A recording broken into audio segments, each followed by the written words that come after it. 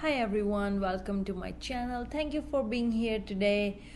Today in this video I will show you how to make these beautiful soaps. This style and this melt and pour soap is inspired by SoCraftastic YouTube channel, and then I just used that idea and tried to make these soap, and they came out really good and they are perfect for beginners.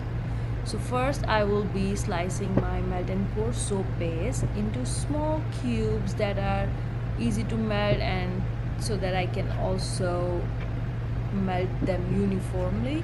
So I tried to make them almost same size. Now I will use microwave and melt this soap, and I will use 30-second intervals.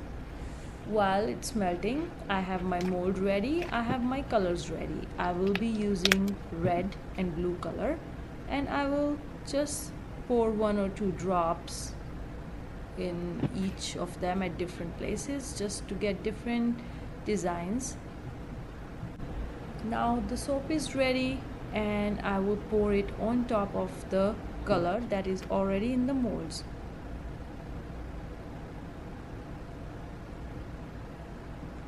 Once it's done, I will be mixing this with anything. You can use a wooden stick, a spoon, or anything, but I just use the same knife that I use to cut the soap, and just try to make a design. Try not to overdo it unless you want to change a color and make a different color. So if you want to keep the design, just mix it up a little bit. This is how it looked after I poured it in the mold. And now, just to get rid of these bubbles, I will use isopropanol, and I will spray it with that to break those bubbles. You can still adjust the design at this point if you would like to. I'm satisfied with this, so I will now let it sit for about 12 to 18 hours.